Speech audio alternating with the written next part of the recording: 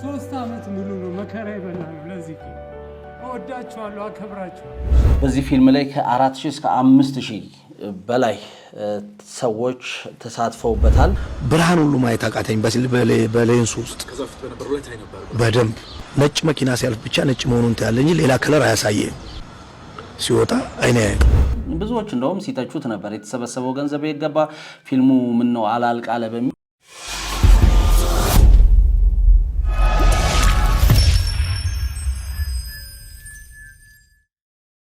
ሰላም ጤና ይስጥልን። የተከበራችሁና የተወዳችሁ ወደ ቤተሰቦቻችን እንዴት ናችሁልን? ቻናላችንን እንግዲህ ሰብስክራይብ አድርጋችሁ እየተከታተላችሁን ስላላችሁ እጅግ ከልብ አድርጌ አመሰግናለሁ። ሰብስክራይብ ያላደረጋችሁ ደግሞ ቻናላችንን ሰብስክራይብ በማድረግ የደውል ምልክቷን በመጫን ቤተሰብ ይሁኑ እንላለን። እንግዲህ የምንለቃቸው ቪዲዮዎች ቶሎ ቶሎ እንዲደርሳችሁ ይሆናል። ማንኛውም አይነት ሀሳብ አስተያየት ካላችሁ ልታደርሱን ትችላላችሁ።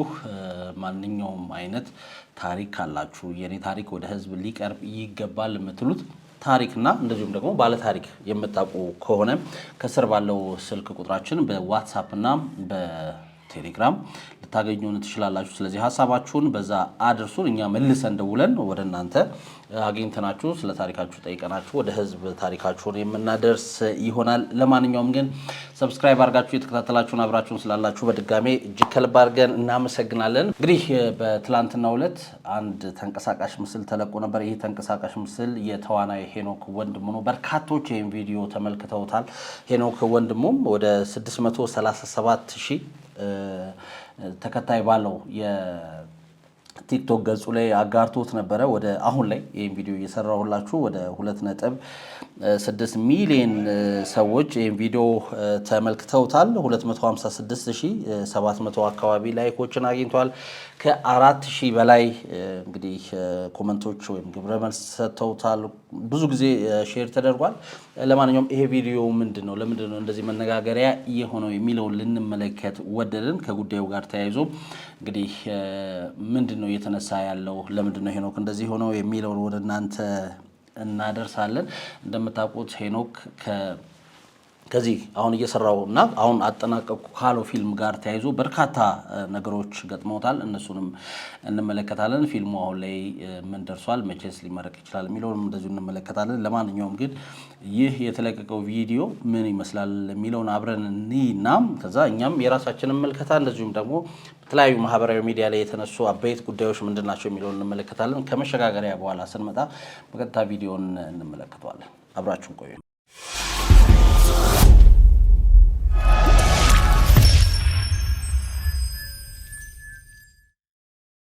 መግቢያ ላይ እንዳልኳችሁ እንግዲህ ታዋቂው አርቲስት ሄኖክ ወንድሙ በተለያዩ ፊልሞች ላይ ይታወቃል። በተለይ የመጀመሪያ ፊልሙ የሆነው ትራፊኳ ከሜሮን ጌትነት ጋር የሰራው እሱ የታክሲ ሹፌር ገጸ ባህሪ ተላብሶ ሜሮን ጌትነት ትራፊክ ሆና የሰሩት ቆንጆ ፊልም አለ። እሱ የመጀመሪያ ፊልሙ እንደሆነ የሚናገራል። ወደዚህ ፊልም የተቀላቀለው በአጋጣሚም ነው።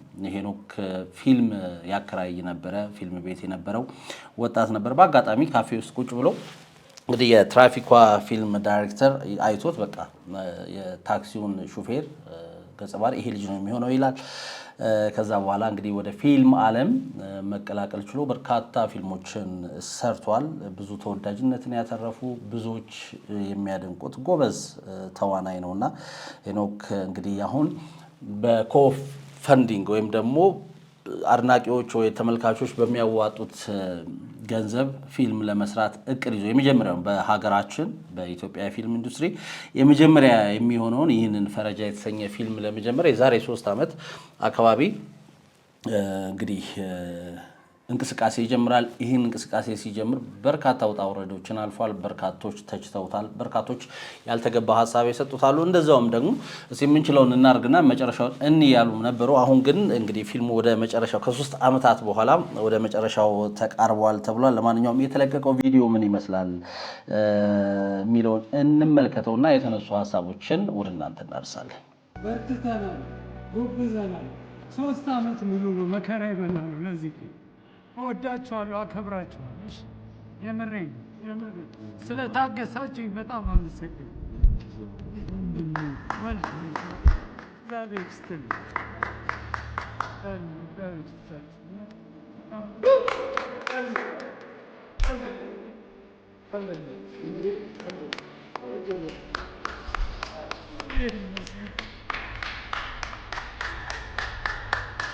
ያው እንደተመለከታችሁት ነው ፈረጃ ፊልም እንግዲህ የመጨረሻውን ቀረጻ ካካሄዱ በኋላ ነው ይሄ ቪዲዮ የተሰራው። ትላንትና ነው የተሰራው።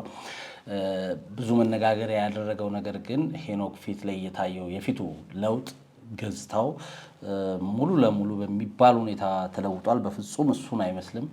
ልክ ይሄ እንዴት ነው በጣም ከፍተኛ ህመም የታመመ አይነት ሰው ነው የሚመስለው።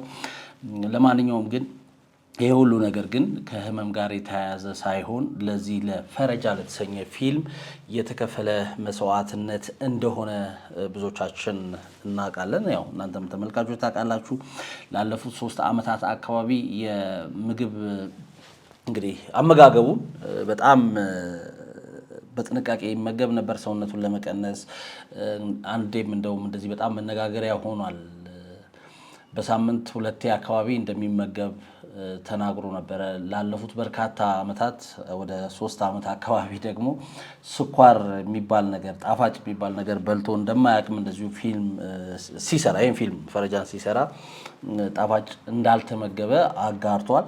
እንግዲህ ለዚህ ለፈረጃ ለተሰኘ ፊልም የተከፈለ መስዋዕትነት እንደሆነ ታውቋል። በርካቶች አድናቆታቸውን ገልጸዋል። በርካቶች አሁንም ግን በቀልድ እንደዚህ ከመሆን እኮ ሌላ ሰው ይሄን ፊልም መስራት ይችላል፣ አሊያም ደግሞ ሜካፕ አርቲስት የተፈጠረው ለዚህ ነው፣ እንደዚህ መሆን አይጠበቅብህም፣ ራስን ትጎዳለህ የሚል ኔጌቲቭ አዘል ይሄ ምንድነው ሰውን የማያበረታታ እንግዲህ ኮሜንቶች እየሰጡ ያሉ አሉ። አሁንም ስቲል መገናኛ ብዙሃን ላይ እንደዚሁም በማህበራዊ ሚዲያ ላይ ማለት ነው።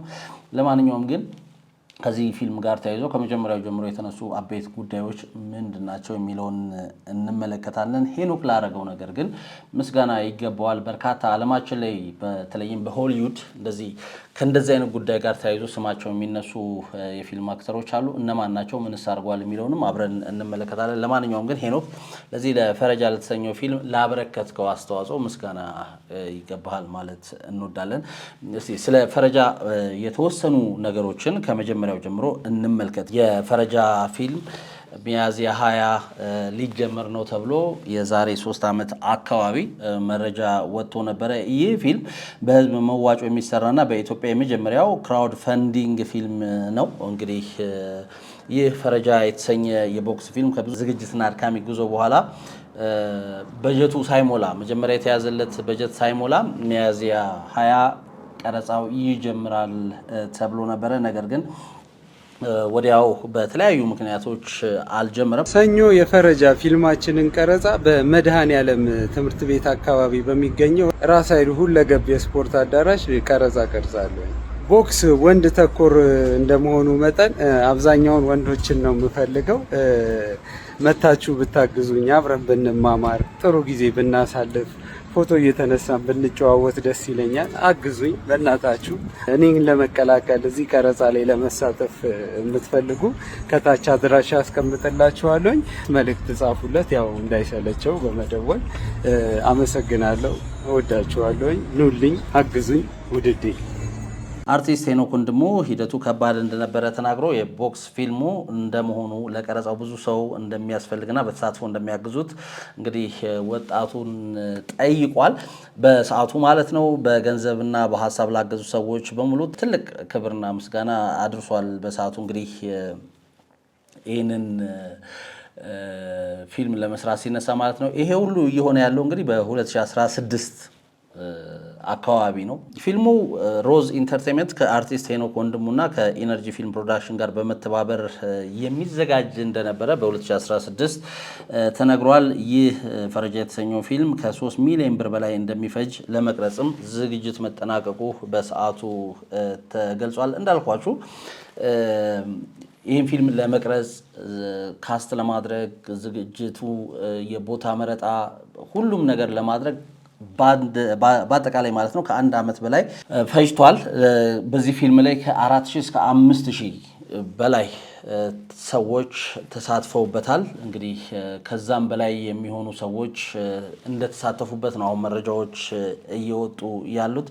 በአጠቃላይ ፊልሙን እንግዲህ ቀርጾ ለመጨረስ ለማጠናቀቅ ከ4 እስከ 6 ወራት ይፈጅብናል ተብሎ ነበር በሰዓቱ የዛሬ እንግዲህ 2 ዓመት 3 ዓመት አካባቢ። ነገር ግን ያው እንዳያችሁት አሁን ፊልሙን ቀርጾ ለመጨረስ ወደ 3 ዓመት ፈጅቶበታል። አሁን ፊልሙ ኤዲቲንግ ላይ ነው የሚሆነው።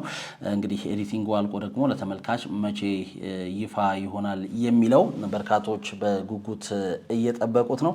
ለማንኛውም እንደዚህ አይነት ነገሮች ሲሰሩ እጅግ በጣም እንግዲህ መሰጠትን ይፈልጋሉ።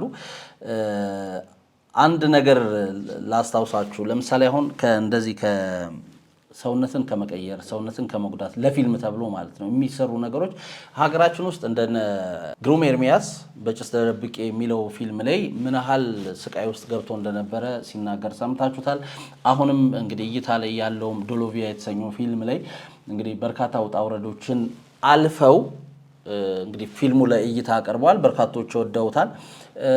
ሌሎችም አሉ እንደነ ሽመልስ አበራ አይነት ተዋናዮች። እንጎም አንድ ቪዲዮ አብረን እንመለከታለን። ይሄ እዚህ ቪዲዮ ላይ ምንድነው ሽመልስ የሚለው ለካራክተሩ ለተጫወታቸው ካራክተሮች የሰጠው ቦታ ማድረግ ያለበትን ነገር አድርጎ የራሱን ህይወት አደጋ ላይ ጥሎ እንደነበረ ይናገራል። እንደውም እሱን ቪዲዮ ሰምተን እንመለስ።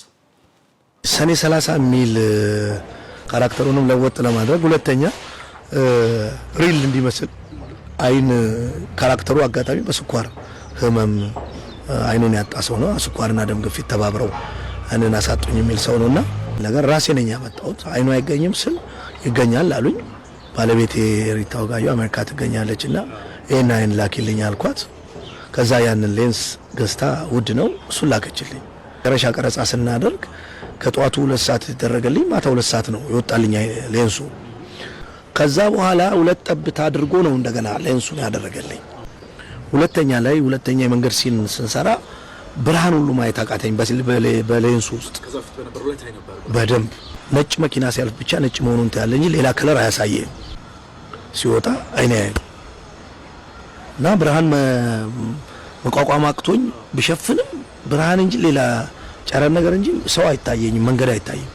ምግብ ሲመጣ በቃ እኔ እንደማያ ያወቅ። ምክንያቱም የመጣው ምግብ ምንድነው ያዘዛችሁ ስል ጥብስና ሹሮ ነገሩ ነው እንጂ ቢታየኝ አይታየኝ። ያን የሚል ፊልም ሰራ ወደ አዋሽ ህልም ናት። የህልም ሲነጭና በጣም ትንሽ ናት እና ባለቤቴ እርጉዝ ናት።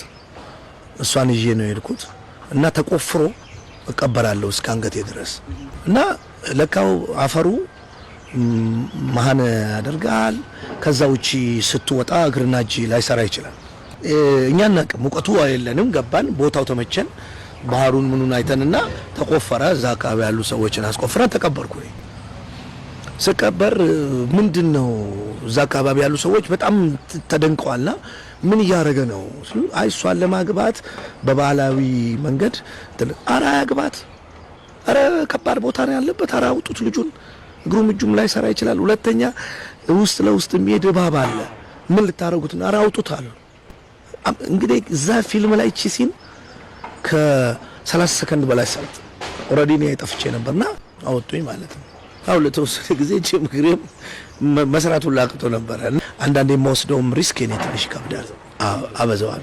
አሁን የመጨረሻ አስተማሪ ያው እንደሰማችሁት ነው። ሽመልስ አበራም እንግዲህ በፊልም ቀረጻ ወቅት በተለይ ሰኔ 30 በሚለው ፊልም ላይ የገጠመውን አይነ ስውር ገጸ ባህሪ ሆኖ ለመተወን የከፈለውን መስዋዕትና ከዛ በኋላ የገጠመውን ችግር ሁሉ እንደዚህ ያጋርቷል። ሰው ፊልም ለመስራት የሚከፈሉ መስዋዕትነት አንዳንዴ ልብ ላንላቸው እንችላለን እንጂ በርካቶች እንግዲህ ለዚህ ሙያ ራሳቸውን እንግዲህ ሰውነታቸውን ህይወታቸውን ሁሉ ሲገብሩ እንመለከታለን እና የሄኖክ ወንድሙም ከዚህ የተለየ አይደለም።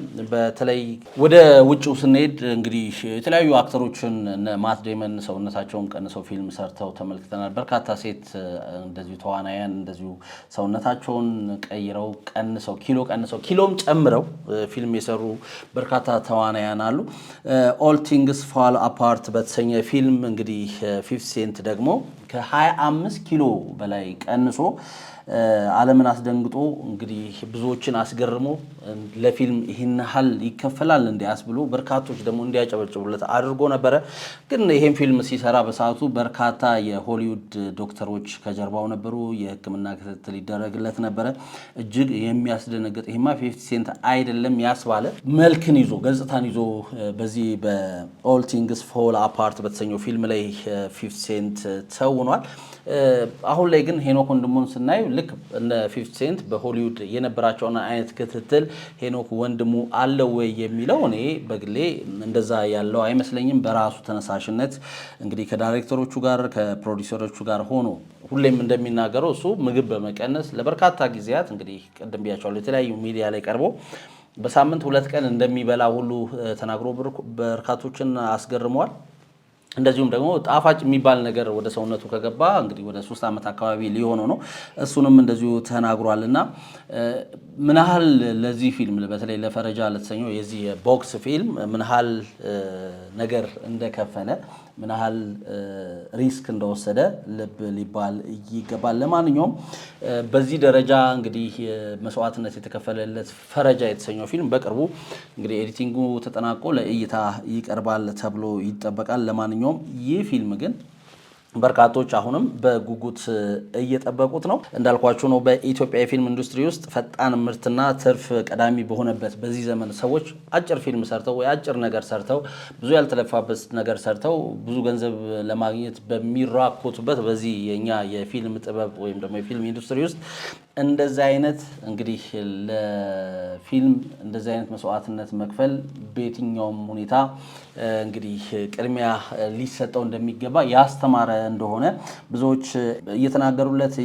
ይገኛሉ። ለጥራትና ለኪነ ጥበብ ክብር ሲባል እንግዲህ ቅድም እንዳልኳችሁ 3 ሙሉ ዓመት በአንድ ስራ ላይ ማሳለፍ እጅግ በጣም ከባድ ነው። በርካቶች በአንድ ጊዜ 2-3 ስራ ይቀበላሉ። ነገር ግን ሄኖክ ወንድሙ በቃ ይሄ ስራዬ ይሄ ነው ብሎ በክራውድ ፈንዲንግ ገንዘብ አሰባስቦ በተቻለው መጠን በጀቱ እቅድ ከተያዘለት እንግዲህ እንደሚታወቀው ነው የኑሮ ውድነቱ የገንዘብ የመግዛት አቅሙ በየአመቱ ለውጥ ያመጣልና እንደዛም ሆኖ ግን በተሰበሰበው ገንዘብ ይህን ፊልም ሰርቶ ለማጠናቀቅ የሄደበት ርቀት ብዙዎችን አስገርሟል። ብዙዎች እንደውም ሲተቹት ነበር። የተሰበሰበው ገንዘብ የገባ ፊልሙ ምን ነው አላልቃለ በሚል በርካቶች ሀሳብ አስተያየቶቻቸውን እየሰጡት ነበረ። ነገር ግን እሱ ማህበራዊ ሚዲያ ላይ በቀጥታ ባይሆን መልስ እየሰጠ በቀጥታ እንዲህ ነው አይልም። ነገር ግን እየሞከርን ነው አብራችሁን ሆኑ እያለ በርካቶች አብረውት እንዲሰሩ እያነሳሳ እንግዲህ ፊልሙን እዚህ ጋር አድርሶታል። እንደምታስታውሱት ከአዶናይ ብርሃነ ጋርም እንደዚሁ ፊልሙ ላይ አዶናይ እንደተሳተፈ ይታወቃል። በዛ ሰዓት አዶናይ በጣም በኢትዮጵያ የማህበራዊ ሚዲያ ላይ ታሪክ እየሰራ የነበረበት ጊዜ ስለነበረ አዶናይ በዚህ ፊልም ላይ የሆነ ቦታ ላይ እንግዲህ በሜካፕ ራሱን ተቀይሮ ፊልሙ ላይ ታዩታላችሁ ተብሎ እሱም በማህበራዊ ሚዲያ ተለቆ ነበር። አንዳንድ ጉዳዮች ልክ እንደዚህ በማህበራዊ ሚዲያ ይፋ እየተደረጉ ፈረጃ ፊልም እዚህ ደርሷል ማለት ነው። እንግዲህ ተዋናይ ሄኖክ ወንድሙ ፈረጃ የተሰኘው ፊልሙን ለማጠናቀቅ እንግዲህ የከፈለው መስዋዕትነት በዘርፉ አዲስ ነገር አስመዝግቧል። ለዘርፉም አዲስ ምዕራፍ የከፈተ ነው። በቃ ተዋናያን በዚህ ልክ ለሚሰሩት ስራ ራሳቸውን መስጠት ራሳቸውን መስዋዕት ማድረግ አለባቸው ከጥንቃቄ ጋር እያስባለ ይገኛል። እንዳልኳችሁ ነው ባለፉት 1095 ቀናት ሄኖክ ትኩረቱን በአንዲት ስራ ላይ ብቻ አድርጓል። ይህ ጉዞ አልጋ ባልጋ የተነጠፈ አልነበረም። ስመጥር አርቲስቶች ከጎኑ ባልቆሙበት ወቅት የህዝብ ድጋፍና መዋጮ በመጠየቁ ከፍተኛ ትችቶች ቢሰነዘሩበትም እሱ ግን እንግዲህ ላመነበት ዓላማ ሰዎችን ድጋፍ ጠይቆ ሰዎች በተቻላቸው መጠን የቻሉትን በአቅማቸው ሁሉም አድርገው እንግዲህ ይሄ ፊልም ለመጨረሻው ቀረጻ በቅቶ እንደዚህ የሄኖክ ገጽታ ተቀያይሮ ፊልም ሰርቶ እንደዚሁ ተንቀሳቃሽ ምስል ለቋል። ለማንኛውም እጅግ በጣም የሚያስገርም ነው። ፊልሙ ለረጅም ጊዜ የወሰደው ለገጸ ባህሪው በሚፈልገው የሰውነት እና የማንነት ለውጥ እንዲሁም ለጥራት በተሰጠው ከፍተኛ ትኩረት እንደሆነም ሄኖክ ተናግሯል። ይህ ብዙ ትግልና በህዝብ ፍቅር የተሰራ ፊልም የፊልም ኢንዱስትሪውን ወደ ኋላ እየተጓዘ ነው ለሚሉ ወገኖች ትልቅ መልስ ይዞ እንደሚመጣም ይጠበቃል። በርካቶች ይህን ያህል መስዋዕትነት የተከፈለለት ፊልም እንግዲህ መጨረሻ ለእይታ ሲቀርብ ምን አይነት ፊልም ይሆናል የሚለው ጥያቄ እንዲጭርባቸው አድርጓል። በርካቶችም ይህን ፊልም ለማየት በጉጉት ላይ ናቸው፣ ሁላችንም ማለት ይቻላል። ነገር ግን ሄኖክ ወንድሙ ላሳየኸው እንግዲህ የማይናወጥ ትጋትና ላሳለፍከው አድካሚ ጉዞ እጅግ በጣም ምስጋና ይገባሃል። የኢትዮጵያን የፊልም ኢንዱስትሪ እንግዲህ አንድ እርምጃ ወደፊት ያራመደ ፊልም እንደሰራ ባለሙሉ ተስፋነን። ልፋት ያስታውቃል። ለማንኛውም ግን ምስጋና ይገባሃል። በርካቶች እዚህ ፊልም ላይ አሻራቸውን አሳርፈዋል። እያንዳንዱ ለዚህ ፊልም መዋጮ እንግዲህ ያዋጣ በቻለው አቅም መዋጮ ያዋጣ እያንዳንዱ ሰው የዚህ ፊልም ፕሮዲሰር ነው። ስለዚህ ፊልሙ የህዝብ ነው ማለት ነው። በኢትዮጵያ ታሪክ ፈረጃ የተሰኘው ፊልም በህዝብ መዋጮ የተሰራ የመጀመሪያው ፊልምም ይሆናል እንግዲህ ተብሏል። ለማንኛውም ከዚህ ፊልም እናንተ ምን ትጠብቃላችሁ? ሄኖክስ ለዚህ ፊልም የሰጠው ነገር ወይም ደግሞ የከፈለው መስዋዕትነትን እንዴት ትገመግሙታላችሁ? ሀሳባችሁን አጋሩን። ለብዙ አርቲስቶቻችን፣ ለብዙ ተዋናያኖች፣ ለብዙ ፕሮዲሰሮች ግን ፊልም መሰራት ካለበት በእንደዚህ አይነት ልክ ነው መሰራት ያለበት። በአንዴ 4-5 ስራ ወስዶ አንዱን ስራ እየበደሉ ሌላኛውን እየሰሩ እንደዚህ አይነት ነገር ትቶ አንድን ስራ በአግባቡ ሰርቶ ማጠናቀቅ ተገቢ ነው ማለት እንወዳለን። ለምንሰራው ስራ ትኩረት ልንሰጥም ይገባል ነው መልእክታችን። ለማንኛውም ግን ፈረጃ ፊልም እንግዲህ ቀረጻው መጠናቀቁ ተሰምቷል። እናንተ እዚህ ፊልም ላይ ምን አይነት ሀሳብ አላችሁ? ሀሳባችሁን አድርሱን ማለት እንወዳለን። ስለተከታተላችሁን እጅግ ከልብ አድርገን እናመሰግናለን። በርካቶች ሀሳብ አስተያየቶቻቸውን ለዚህ እንግዲህ ፊልም ወይም ደግሞ ይሄ ፊልም ከተጠናቀቀ በኋላ ለተለቀቀው ምስል ተንቀሳቃሽ ምስል ማለት ነው ሀሳብ አስተያየቶቻቸውን ሰጥተዋል። አሁንም ቢሆን ግን ሰዎችን የሚያበረታታ ነገር ሀሳብ እንስጥ ለማለት እንወዳለን። ሰዎች በቻሉት መጠን ይሄን ያህል ርቀት ሄደው አንድ ነገር ለማሳካት ሲሄዱ በርቱ፣ ጎበዝ ልንል ከጎናቸው ልንቆም ይገባል መልእክታችን ነው። ግን ለእኛ ደግሞ ማንኛውንም አይነት ሀሳብ አስተያየቶቻችሁን ልታደርሱን ትችላላችሁ። ተከታተላችሁን አብራችሁን ስለነበራችሁ እጅግ ከልብ አድርጌ አመሰግናለሁ። የሄኖክ ወንድሙ እንግዲህ ፈረጃ የተሰኘው የቦክስ ፊልም ቀረጻው በትላንትናው ዕለት ማለቁ ይፋ ተደርጓል። እሱን አስመልክቶ አንዳንድ መረጃዎችን እንዲህ ወደ እናንተ አደረስን። የተከታተላችሁን አብራችሁን ስለነበራችሁ በድጋሚ እያመሰገንን ማንኛውም አይነት ሀሳብ አስተያየት ካላችሁ ወይም ደግሞ የኔ ታሪክ ህዝብ ጋር ሊቀርብ ይገባል የምትሉት ታሪክና ባለ ታሪክ ካላችሁ ከስር ባለው ስልክ ቁጥራችን በቴሌግራም እና ዋትስአፕ ልታገኙን ትችላላችሁ። ሀሳቦቻችሁን አድርሱን ማለት እንወዳለን። ይህን ቪዲዮ ላይክ አድርጉት፣ እንደዚሁም ሼር አድርጉት። ቻናላችንን ሰብስክራይብ ካላረጋችሁ ሰብስክራይብ አድርጉት ማለት እንወዳለን። እየተከታተላችሁን አብራችሁን ስለነበራችሁ በድጋሚ እያመሰገንን ከወዲሁ ሰናበት። መልካም ጊዜ